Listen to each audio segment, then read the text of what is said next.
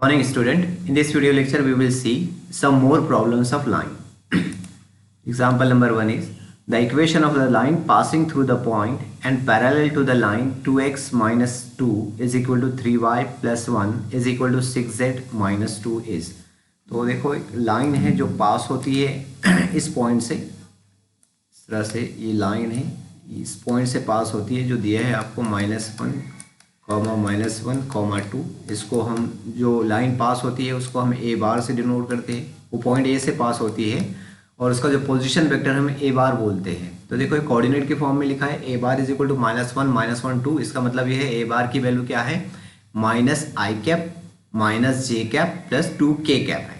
अब हमको लाइन की इक्वेशन लिखने के लिए क्या ज़रूरी है, एक पॉइंट और एक वेक्टर जो उससे पैरेलल हो, राइट है, इससे पैरेलल हो बी बार। तो हमको बी बार की वैल्यू कैलकुलेट करना है। ए बार की वैल्यू तो ऑलरेडी दिया है हमको, तो R bar is equal to क्या होगा, R bar is equal to हो जाएगा A bar plus lambda B bar. अब बी बार की वैल्यू कैलकुलेट करने के लिए आगे बताया है कि जो लाइन है हमारी वो पैरेलल है, किससे पैरेलल है, इस लाइन से। तो इस लाइन के जो डायरेक्शन रेशोज होंगे वही हमारे बी वेक्टर के, बी बार वेक्टर के जो है वो डायरेक्शन रेशोज होंगे, क्योंकि ये लाइन जो है हमारी लाइन से ऐसी पैरेलल है, राइट है। ये गिवन लाइन है, ये वाली जो लाइन मैंने बनाया हूँ लाइन एल, ये गिवन लाइन है, ये पैरेलल है हमारी लाइन से, पैरेलल है हमारी लाइन से। और हमारी जो लाइन है, जो रिक्वायर्ड लाइन है, वो बी बार से पैरेलल है, मतलब बी बार से पैरेलल ये लाइन एल होगी। तो लाइन एल के जो डायरेक्शन रेशोज होंगे वही जो है वो बी बार के डायरेक्शन रेशोज होंगे और उससे हम बी बार की वैल्यू लिख सकेंगे। तो देखो इसकी डायरेक्शन रेशोज कैलकुलेट करने के लिए इसको स्टैंडर्ड फॉर्म में लिखना है। तो स्टैंडर्ड फॉर्म क्या है, हमारी कार्टेशियन फॉर्म जो इक्वेशन ऑफ लाइन है वो इस तरह से है x minus x1 divided by a is equal to y minus y1 divided by b is equal to z minus z1 divided by c।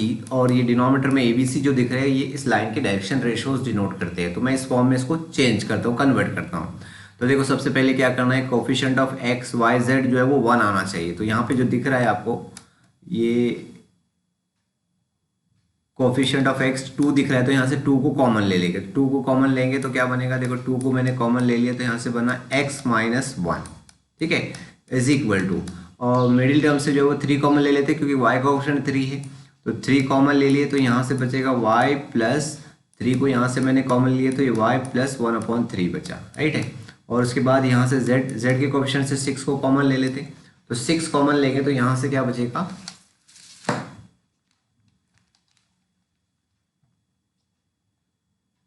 6 common ले लिए हमने यहाँ से, तो हमारे पास बचा z और -2/6। 2/6 मतलब 1/3। अब जो है क्या करना है, हमारे को जो कोफिशिएंट में आए 2 है, यहाँ पे 3 है, 6 है, इसको कैंसिल करना है। तो उसको कैंसिल करने के लिए हम ये 2 3 6 के एलसीएम से डिवाइड करेंगे। तो 2 3 6 का एलसीएम क्या होता है, 6 होता है। तो पूरी इक्वेशन को 6 से डिवाइड कर देंगे। तो divided by 6 divided by 6 divided by 6 कर दिया हमने। अब डिवाइडेड बाय 6 करें तो क्या हुआ, यहाँ से 2 से 6 कैंसिल हुआ और बचा x माइनस 1/3, ठीक है, इज इक्वल टू, यहाँ से 3 से 6 कैंसिल हो गया तो, और यहाँ से बचा y प्लस 1/3 डिवाइडेड बाय 2, ठीक है, इज इक्वल टू 6 से 6 कैंसिल हो गया, यहाँ पे बचा z माइनस 1/3 डिवाइडेड बाय 1, ठीक है। तो इस लाइन की डायरेक्शन रेशियोज आएगा 3:1 3:1। इस लाइन की डायरेक्शन रेशियोज 3:1 है, तो हमारे बी बार के डायरेक्शन रेशियोज भी 3:1 है, और बी बार के डायरेक्शन रेशियोज 3:1 है, तो इसका जो वैल्यू हो जाएगा बी बार का वो 3i cap plus 2j cap plus k cap होगा, राइट है। तो अब लाइन की equation R bar is equal to A bar की वैल्यू है हमारे पास -i cap -j cap plus 2k cap, ठीक है। उसके बाद जो है plus lambda into B bar की वैल्यू है हमारे पास 3i cap plus 2j cap plus k cap, ठीक है। तो देखो कौन सा ऑप्शन है इसमें से, -i -2 plus 2 3 option D, right है, option D is correct answer. उसके बाद नेक्स्ट है the equation of the line pass through 3 4 -7 and equally incline to the coordinate axis. तो देखो हमारी जो एक लाइन है, जो रिक्वायर्ड लाइन है, वो इस पॉइंट से पास होती है, इस पॉइंट से पास होती है। तो हमारा ए बार तो हो गया आपका, ये जो लाइन है तुम्हारा ये इस पॉइंट से पास हो रहा है, तो ए बार इज इक्वल टू हो गया आपका 3i कैप, सॉरी यहाँ पे कोऑर्डिनेट के फॉर्म में लिखना है, तो ये हो गया तुम्हारा ए बार की जगह जो है मैं इसको x1 y1 z1 से डिनोट करता हूँ, कोऑर्डिनेट के फॉर्म में लिखना है। तो x1 y1 z1 की वैल्यू हो गई 3 4 -7, लाइन इस पॉइंट से पास होती है। अब हमारे को होना डायरेक्शन रेशोज तो आगे दिया है डायरेक्शन रेशोज कैलकुलेट करने के लिए क्या बताया है कि equally incline to the coordinate axis. Equally incline to the coordinate axis मतलब हर एक्सिस के साथ एक्स वाई जेड एक्सिस के साथ इक्वल एंगल बनाते हैं। इक्वल एंगल बनाते हैं तो उनके डायरेक्शन रेशोज सेम होंगे। डायरेक्शन रेशोज कैसे होंगे? 1 1 होंगे, राइट है, 1 1 1। डायरेक्शन एंगल सेम होंगे, डायरेक्शन एंगल सेम होंगे तो डायरेक्शन कोसाइन सेम होंगे, और डायरेक्शन कोसाइन सेम होंगे तो उसके जो डायरेक्शन रेशोज है वो 1 1 1 आएंगे, राइट है। तो लाइन की इक्वेशन क्या हो जाएगी? हमारी जो स्टैंडर्ड इक्वेशन है लाइन की ये है x minus x1 divided by a is equal to y minus y1 divided by b is equal to z minus z1 divided by c। ठीक है, तो ए बी सी की वैल्यू 1 1 हो गई, डायरेक्शन रेशोज 1 1 हो गए क्योंकि इक्वली इंक्लाइन है।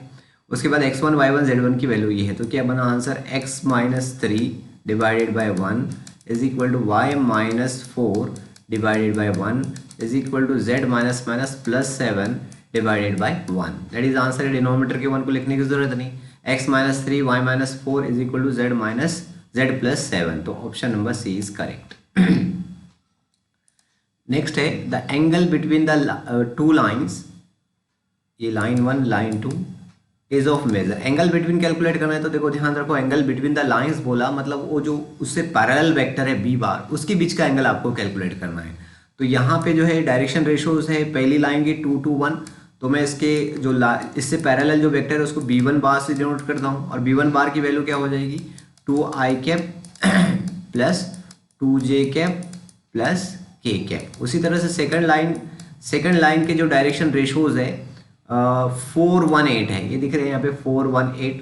तो इससे जो पैरेलल वेक्टर है उसको मैं b2 बार से डिनोट करता हूँ। तो b2 बार की वैल्यू क्या हो जाएगी? 4i cap plus j cap plus 8k cap. अब आपको कैलकुलेट करना है angle between the line. Angle between the line calculate करना है मतलब आपको इन वेक्टर के बीच का b1 b2 बार वेक्टर के बीच का जो है वो एंगल आपको कैलकुलेट करना है, और इसका फॉर्मूला है हमारे पास cos theta is equal to, अगर थीटा इन वेक्टर के बीच का एंगल है तो cos theta is equal to क्या होता है?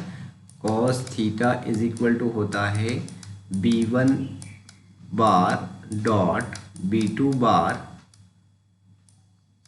Divided by mod of b1 bar into mod of b2 bar. अब इसको सॉल्व कर लेते हैं हम। b1 bar dot b2 bar dot product ले लेंगे, तो डॉट प्रोडक्ट कैसे लेते हैं? आई बार का कोफिशिएंट का मल्टीप्लिकेशन प्लस जे बार के कोफिशिएंट का मल्टीप्लिकेशन प्लस के बार के कोफिशिएंट का मल्टीप्लिकेशन। तो आई बार के कोफिशिएंट का मल्टीप्लिकेशन 2 इंटू 4 8 प्लस जे बार के कोफिशिएंट का मल्टीप्लिकेशन 2 इंटू 1 2, राइट है, प्लस के बार के कोफिशिएंट का multiplication 1 into 8 8 divided by magnitude of b1 बार। तो मैग्नीट्यूड ऑफ b1 बार कैसे कैलकुलेट करेंगे? b1 आई बार के कोफिशिएंट का स्क्वायर, आई बार का कोफिशिएंट 2 है, इसका स्क्वायर 4 प्लस जे बार के कोफिशिएंट का स्क्वायर 4 प्लस के बार के कोफिशिएंट का स्क्वायर, के बार के कोफिशिएंट का 1 है 1, उसका स्क्वायर 1, फिर under root of b2 bar mod of b2 bar a1 I bar के कोफिशिएंट का स्क्वायर ये हो जाएगा 16 प्लस 1 प्लस 64। अब इसको हम सॉल्व करते तो न्यूमरेटर में सॉल्व करेंगे 8 plus 2 plus 8 18 divided by denominator में हो जाएगा अंडर रूट 9 मतलब 3, और ये हो जाएगा 64 प्लस 1 प्लस 16 81 अंडर रूट 81 9, तो 9 से 18 कैंसल, आंसर आया 2/3। ठीक है, 2/3 आंसर है इसका। cos theta is equal to 2/3, therefore theta is equal to क्या हो जाएगा? cos inverse of 2/3। ठीक है, cos inverse 2/3 is correct answer, B option. Next question है the angle between two line. Same है, यहाँ पे देखो ये है हमारा वेक्टर जो पहले लाइन से पैरेलल है, इसको हम b1 बार से डिनोट कर देंगे, और b2 बार के लिए जो है ये लाइन जो दिया है आपको ये डायरेक्शन रेशोज है, राइट है। तो b2 बार क्या हो जाएगा? b2 bar is equal to हो जाएगा आई कैप प्लस जे कैप प्लस के plus 3j cap plus 2k cap. ठीक है, तो इनके बीच का एंगल कैलकुलेट करना है, एग्जैक्टली सेम वैसे ही कैलकुलेट करना है जैसे हमने पहले किए थे। तो cos theta is equal to b1 bar dot b2 bar, दोनों का डॉट प्रोडक्ट ले लो। तो ये आई बार का ऑप्शन यहाँ पे 1 है और यहाँ पे आई कैप का ऑप्शन 1 है, तो 1 इंटू 1 1 हो जाएगा। जे कैप का ऑप्शन यहाँ पे -1 है, यहाँ पे 3 है, तो ये हो जाएगा -1 इंटू 3 -3। के बार का ऑप्शन यहाँ पे 1 है और यहाँ पे के बार का ऑप्शन 2 है, तो ये हो जाएगा 2 इंटू 1 2। तो देखो ये 0 हो गया है, डिनोमिनेटर में कैलकुलेट करने की जरूरत ही नहीं है, न्यूमरेटर में आंसर 0 आ गया है। ठीक है, तो न्यूमरेटर में 0 आ गया तो 0 डिवाइड बाय समथिंग 0, मतलब cos theta is equal to answer 0 आ गया है।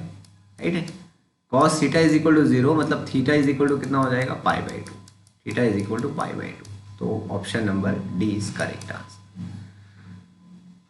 इसके बाद नेक्स्ट क्वेश्चन है, क्वेश्चन नंबर 5 है, if the line x minus 1/3 is equal to y minus 2/5 is equal to z/2p and 4 ये लाइन, दोनों लाइन परपेंडिकुलर है, दोनों लाइन परपेंडिकुलर है to each other, then find the value of p calculate करना है। देखो अगर दो लाइन परपेंडिकुलर है और एक लाइन के डायरेक्शन रेशोज अगर a1 b1 c1 है और दूसरे लाइन के डायरेक्शन रेशोज अगर a2 b2 c2 है और ये दोनों लाइन अगर परपेंडिकुलर है तो इनके बीच में रिलेशन क्या होता है, a1 into a2 plus b1 into b2 plus c1 into c2 is equal to 0। वैसे ही ये दोनों लाइन जो है वो परपेंडिकुलर है और ये पहली लाइन के डायरेक्शन रेशोज ये है 3 5 2p और दूसरी लाइन के डायरेक्शन रेशोज ये है, तो इनके बीच में क्या रिलेशन बनेगा इसी रिजल्ट से, 3 इंटू 4 12, ठीक है, प्लस 5 इंटू 2 10, ठीक है, plus 2p into 1 2p is equal to 0। Right है, अब इसको सॉल्व कर लो, 12 प्लस 10 कितना हो जाएगा 22 साइड में शिफ्ट करेंगे तो माइनस हो जाएगा, तो 2p इज इक्वल टू -22, 2 से -22 cancel, p is equal to -11। तो option D is correct answer. उसके बाद नेक्स्ट क्वेश्चन है, इफ द लाइन 1 ये पहली लाइन and line are parallel to each other, then देखो लाइन अगर पैरेलल है उनके डायरेक्शन रेशोज अगर इस तरह से है a1 b1 c1 और दूसरे लाइन के direction ratios a2 b2 c2 है, तो लाइन अगर पैरेलल है तो इनके डायरेक्शन रेशोज कैसे होते हैं, प्रोपोर्शनल में होते हैं। प्रोपोर्शनल का मतलब उनके करस्पॉन्डिंग डायरेक्शन रेशोज का जो करस्पॉन्डिंग डायरेक्शन रेशोज का जो रेशो है वो इक्वल होता है इस तरह से, a1/a2 is equal to b1/b2 is equal to c1/c2 अगर लाइन जो है वो पैरेलल है तो। अब इनके डायरेक्शन रेशोज देखो, यहाँ पे इनका ये फर्स्ट लाइन का डायरेक्शन रेशोज ये है 2a 10 और सेकेंड लाइन का डायरेक्शन रेशोज ये है 3 -6 2b, तो ये पैरेलल लाइंस है। पैरेलल लाइंस है मतलब इनके डायरेक्शन रेशोज में क्या रिलेशन है, 2/3 is equal to a/-6 is equal to 10/b। अब हमको ए बी की वैल्यू कैलकुलेट करना है तो एक एक बारी से रेशो को इक्वेट करेंगे। पहले फर्स्ट 2 रेशो को मैं इक्वेट कर देता हूँ, 2/3 इज इक्वल टू a/-6, यहाँ से a की वैल्यू कैलकुलेट करना है, -6 को इधर शिफ्ट कर दो तो a इज इक्वल टू हो जाएगा 2/3 इंटू -6। अब इसको सॉल्व कर लो तो 3 से 6 कैंसिल हो जाता, 3 × 2 और 2 इंटू 2 4 और ये -4, a का आंसर आ गया।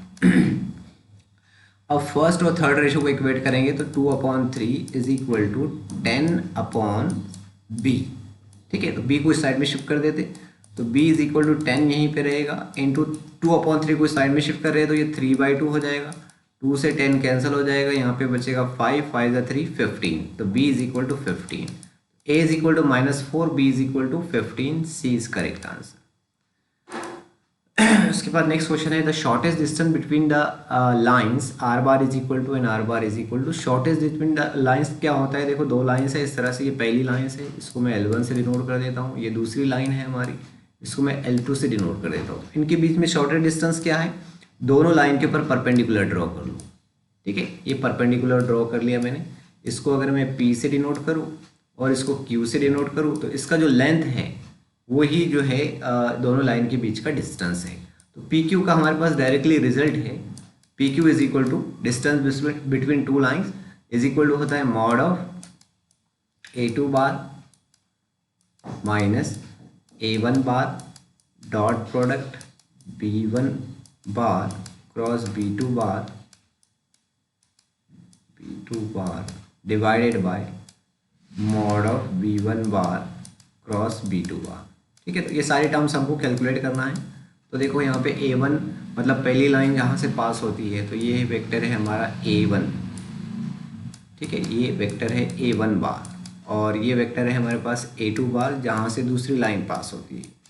ठीक है, उसके बाद B1, ये पहली लाइन जिस वेक्टर से पैरेलल है B1 बार, ये है हमारे पास B1 वेक्टर। उसके बाद B2 बार, ये वेक्टर सेकंड वाला वेक्टर। ठीक है, B2 बार। तो क्या क्या कैलकुलेट करना है, A2 bar minus A1 bar. तो A2 bar minus A1 bar is equal to तो देखो A2 ये है और A1 ये है, तो 2i बार माइनस i बार मतलब i bar i cap minus j cap minus 2j cap minus 3j cap हो गया। ठीक है, उसके बाद minus k cap minus k cap minus 2k cap हो गया। तो ये हो गया A2 बार माइनस A1 बार की वैल्यू। अब B1 क्रॉस B2 की वैल्यू कैलकुलेट कर लेते। B1 cross B2, B1 cross B2 कैसे कैलकुलेट करते हैं, डिटर्मिनेंट। फर्स्ट रो जो रहेगी तुम्हारी आई कैप जे कैप के कैप, सेकंड रो B1 बार में से जो है वो आई जे के का कोफिशिएंट, इसमें आई का कोफिशिएंट 1 माइनस 1 और 1 है, तो ये 1 माइनस 1 और 1। सेकंड B2 बार में से जो आई जे के का कोफिशिएंट है 2 1 2 2 1 2। अब ये डिटर्मिनेंट को सॉल्व कर लेते हैं। तो देखो क्या बन जाएगा, vector minus 1 into 2, determinant solve करना आता है सभी को। तो ये आई कैप एज इट इज रहेगा, और यहाँ पे कैलकुलेशन होगा -2 -1, फिर माइनस जे कैप और 2 इंटू -2। ठीक है, 2 इंटू 1 2 -2 इंटू, उसके बाद प्लस के cap in bracket 1 minus minus ये +2 हो जाएगा। ठीक है, तो कितना बन जाएगा, ये -3 आई कैप और ये 0 हो जाएगा, तो +0 जे कैप और ये हो जाएगा 3k कैप। तो ये वैल्यू हो गई आपकी B1 क्रॉस B2 की वैल्यू। अब इसका मैग्नीट्यूड भी कैलकुलेट करना है, B1 क्रॉस B2। तो पहले तो मैं ये कैलकुलेट कर लेता हूँ न्यूमरेटर मतलब क्या कैलकुलेट करना है, A2 bar minus A1 bar dot product B1 cross B2 bar, cross है B2 बार। ठीक है, इज इक्वल टू क्या आएगा, तो ये है हमारा A2 बार माइनस A1 बार, और ये है हमारा B1 क्रॉस B2 बार। तो -3 इंटू 1 -3। ठीक है, उसके बाद 0 इंटू -3, ये तो 0 हो जाएगा। उसके बाद 3 इंटू -2 -6 हो जाएगा। दैट इज आंसर कितना आ गया, -9। -3 -6 -9। अब mod of B1 bar cross B2 bar, magnitude calculate करना है। तो मैग्नीट्यूड कैसे कैलकुलेट करते हैं, अंडर रूट ऑफ आई बार का कोफिशिएंट का स्क्वायर, आई कैप के कोफिशिएंट का स्क्वायर -3 का स्क्वायर 9 प्लस 0 का स्क्वायर 0, फिर के बार के कोफिशिएंट का स्क्वायर 3 का स्क्वायर 9 हो जाएगा। तो ये आ जाएगा +9। तो अंडर रूट 18 को हम सॉल्व कर सकते हैं। इसको हम 2 इंटू 9 मतलब 3√2 लिख सकते हैं, इज इक्वल टू 3√2। राइट है, अंडर रूट 18 मतलब 3√2 होता है। अब इस फॉर्मूले में रख देंगे तो P Q is equal to क्या बन जाएगा, P Q is equal to, ये न्यूमरेटर की वैल्यू आई थी -9 डिवाइडेड बाय डिनोमिनेटर में 3√2 मॉड लगाए। ठीक है, तो क्या हो जाएगा, ये 3 से 9 को क्या करेंगे, कैंसिल कर देंगे। तो 3 से 9 को कैंसिल करेंगे तो कितना बनेगा,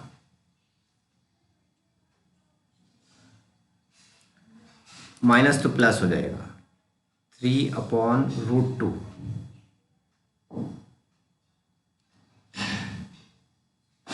-3 का स्क्वायर 9,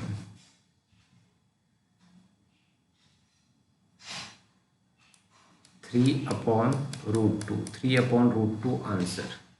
3/√2 तो ऑप्शन में नहीं है, यहाँ से कुछ गड़बड़ हुई है।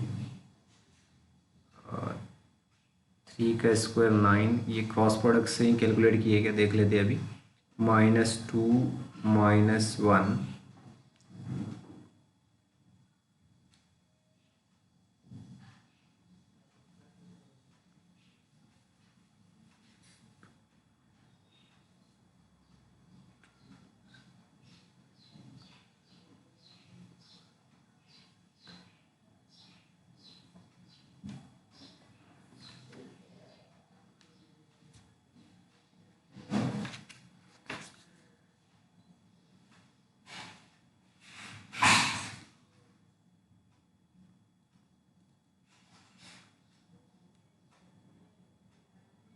ठीक है, 3√2 आंसर करेक्ट है, करेक्ट आंसर है 3√2 इसमें। लेकिन आंसर मैच नहीं कर रहा है, तो आंसर को मैच करवाएंगे हम यहाँ से। इसमें थोड़ा सा ये √2 को हम ऐसे लिख सकते हैं, देखो ये √2 को 3 इंटू √2 से मैं मल्टीपल कर देता हूँ न्यूमरेटर डिनोमिनेटर में, तो ये 3√2 डिवाइडेड बाय √2 इंटू √2। ठीक है, ऑप्शन को मैच करवाना है हमारे को, तो √2 से मैंने मल्टीपल और डिवाइड किया हूँ, तो इक्वल टू क्या बना आंसर, √2 से जब मैं इसको मल्टीपल डिवाइड किया हूँ तो ये बन गया आपका 3√2 और डिनोमिनेटर में √2 मल्टीपल √2 2 आ जाएगा। Option D is correct answer. ठीक है, कैलकुलेशन सही है हमारा पूरा, बस ऑप्शन यहाँ पे मैच करवाना था। तो यहाँ से 3√2 आंसर आया, इसको मैंने क्या किया हूँ √2 से मल्टीपल और √2 से डिवाइड किया हूँ। उससे क्या हुआ कि डिनोमिनेटर में √2 इंटू √2 कितना हो गया 2 हो गया और न्यूमरेटर में √2 आ गया, तो ऑप्शन डी इज करेक्ट। उसके बाद नेक्स्ट है if the line x minus 1/2 is equal to y plus 1/3 is equal to z minus 1/4, ये एंड सेकंड लाइन इंटरसेक्ट होती है, तो then find the value of. देखो लाइन अगर इंटरसेक्ट होती है तो हमारे पास ये कंडीशन है कि determinant x2 minus x1 y2 minus y1 z2 minus z1, और पहली लाइन की direction ratios a1 b1 c1, दूसरे लाइन के direction ratios a2 b2 c2 और इज इक्वल टू होते हैं 0। ठीक है, तो x1 y1 z1 क्या है हमारे पास, यहाँ से देखो x1 y1 z1 है 1, यहाँ -1 y + 3 है, तो और ये z -1 है तो ये +1, ये x1 y1 z1 है। x2 y2 z2 क्या है 3k और z के साथ कोई टर्म्स नहीं है तो 0। इसी तरह से a1 b1 c1 क्या है 2 3 4 और a2 b2 c2 क्या है 1 2 1। ठीक है, तो रखेंगे हम यहाँ पे, तो देखो x2 की वैल्यू क्या है 3 है, तो 3 - 1 यहाँ पे आएगा 3 - 1। ठीक है, 3 - 1 मैं डायरेक्टली यहाँ पे 2 ही लिख देता हूँ। उसके बाद k माइनस ये y2 है k और ये y1 है, तो k +1 हो जाएगा, तो k +1। उसके बाद z2 0 है, 0 - 1 दैट इज आंसर -1 आएगा। और a1 b1 c1 को जो डायरेक्ट वैल्यू रखना है 2 3 4 और इधर जो है वो 1 2 1। अभी डिटरमिनेंट को हमको सॉल्व कर लेना है, इज इक्वल टू 0। ठीक है, तो डिटरमिनेंट सॉल्व करेंगे 2 इंटू ये कितना हो जाएगा 3 - 8, 3 - 8। उसके बाद माइनस k + 1। ठीक है, ये k +1 इन ब्रैकेट 2 - 4। ठीक है, उसके बाद -1 ये वाला थर्ड नंबर वाला और 4 - 3, 4 - 3 इज इक्वल टू 0। अब इसको सॉल्व कर लेते, तो 3 - 8 -5 -5 से 2 कितना हो जाएगा -10। ठीक है, और ये -k + 1, तो 2 - 4 -2, तो माइनस ये +2 हो जाएगा, +2 इंटू k + 1 इस तरह से। उसके बाद जो है ये 4 - 3 1, 1 इंटू -1 -1 इज इक्वल टू 0। अब इसको सॉल्व कर लेते हैं, -10 ये -1 -11 को साइड में शिफ्ट करेंगे +11 हो जाएगा, तो 2 into k + 1 is equal to 11। 2 को साइड में शिफ्ट कर देते, तो k + 1 इज इक्वल टू 11/2। 1 को साइड में शिफ्ट करेंगे तो k इज इक्वल टू आ जाएगा 11/2 -1, तो दैट इज आंसर कितना हो जाएगा 11 - 2 9, 9/2 that is C is correct answer. ठीक है, नेक्स्ट है the coordinate of the foot of perpendicular from the point on the line R.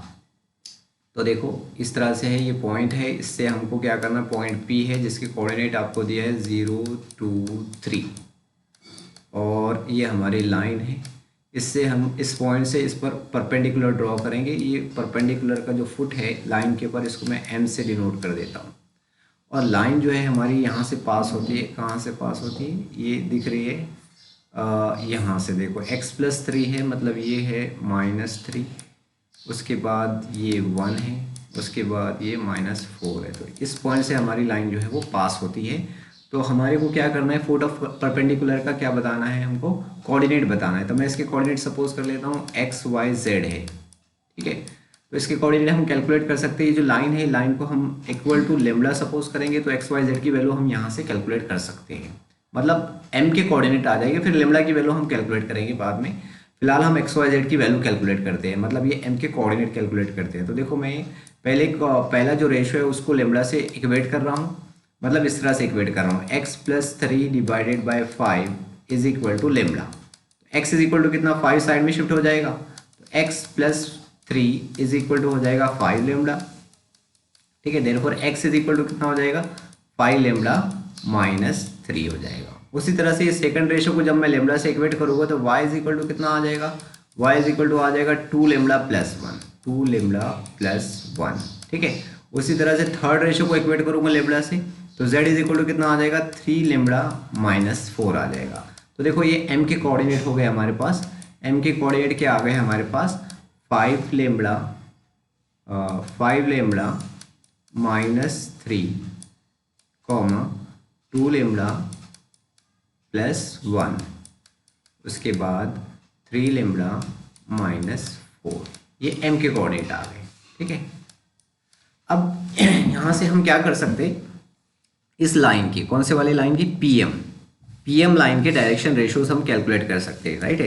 तो डायरेक्शन रेशोज ऑफ पीएम कैसे कैलकुलेट करेंगे, ये जो पीएम है पी और एम से पास होता है, पी और एम से पास होता है, मतलब इसके डायरेक्शन रेशोज कैसे कैलकुलेट करेंगे, एम के डायरेक्शन रेशोज में से पी के जो कोऑर्डिनेट है उसको माइनस करेंगे। तो direction ratios of PM are क्या बन जाएगी, इसके direction ratios 5 lambda minus 3 minus 0, 5 lambda minus 3 minus 0, minus 0 लिखने की जरूरत नहीं। उसके बाद 2 lambda plus 1 minus 2, 2 lambda plus 1, और ये पी के कोऑर्डिनेट में इसमें से माइनस करना है, माइनस 2। उसके बाद कॉमा 3 लेमड़ा माइनस 4, ठीक है, ये हो गया इसका, और इसका क्या है माइनस 3, तो ये आगे आएगा माइनस 3। ठीक है, अब इसको हम जो है वो सॉल्व कर लेते। तो ये पी एम के कोऑर्डिनेट आ गए 5 lambda minus 3, 2 lambda plus 1 minus 2 कितना हो जाएगा, माइनस 1, 3 लेमड़ा और ये हो जाएगा माइनस 7। ठीक है, अब ये पी एम की डायरेक्शन रेशोज है और हमारी लाइन के डायरेक्शन रेशोज हमको पता है, देखो कितने हैं, 5 2 3। हमारी लाइन जो है पी एम पर कैसी है, परपेंडिकुलर है। तो जस्ट अभी हमने अभी रिलेशन देखे, इसके बीच में क्या रिलेशन होता है इनके डायरेक्शन रेशोज में, इसके डायरेक्शन रेशोज को इसके करस्पॉन्डिंग डायरेक्शन रेशो से मल्टीपल करते हैं, ऐड करते हैं, और इक्वल टू क्या होता है, 0 होता है। तो पी एम हमारी लाइन पे परपेंडिकुलर है, इसलिए लाइन के डायरेक्शन रेशोज और पीएम के डायरेक्शन रेशोज में क्या रिलेशन रहेगा, इस तरह से रिलेशन रहेगा। तो फर्स्ट डायरेक्शन रेशोज है 5 और ये पीएम का डायरेक्शन रेशोज है 5 लेमड़ा माइनस 3, उसके बाद plus 2 into second direction ratios है 2 लेमड़ा माइनस 1, उसके बाद plus 3 into 3 lambda minus 7 is equal to 0, ये रिलेशन रहेगा। ठीक है, अब यहाँ से लेमड़ा की वैल्यू कैलकुलेट करना है तो हम इसको कैलकुलेट करेंगे, 5 से मल्टीपल दिए तो ये हो गया 25 लेमड़ा माइनस 15, ठीक है, plus 4 lambda minus 2 plus 9 lambda minus 21 is equal to 0। तो लेमड़ा को कैलकुलेट कर लेते, 25 प्लस 4 29 प्लस 9 38, तो 38 लेमड़ा। और ये नंबर्स को कैलकुलेट कर लेते हैं, माइनस 15 माइनस 2 माइनस 17 और minus 21 minus 38 is equal to 0। Minus 38 इस साइड में शिफ्ट हो जाएगा, प्लस हो जाएगा, 38 कैंसिल हो जाएगा, लेमड़ा इज इक्वल टू 1 आ जाएगा। तो लेमड़ा की वैल्यू 1 आ गई। तो m के कोऑर्डिनेट ये है जो हमने कैलकुलेट किए थे, लेमड़ा की वैल्यू यहाँ पे 1 रख दो, तो m के कोऑर्डिनेट क्या बन जाएगा, देखो लेमड़ा की वैल्यू यहाँ 1 रखूँगा, यहाँ 1 रखूँगा, यहाँ 1 रखूँगा, यहाँ 1 रखूँगा, तो 5 into 1 5, 5 minus 3 2, 2 into 1 2, 2 plus 1 3, 3 into 1 3, 3 minus 4 minus 1। तो ये है m के कोऑर्डिनेट जो आपको कैलकुलेट करना था, 2 3 minus 1, option C is correct. ठीक है, तो ये हो गया इसका आंसर। तो ये हमारा लाइन जो है यहाँ पे कंप्लीट होता है। नेक्स्ट वीडियो से हम देखेंगे plane. So thank you for watching this video.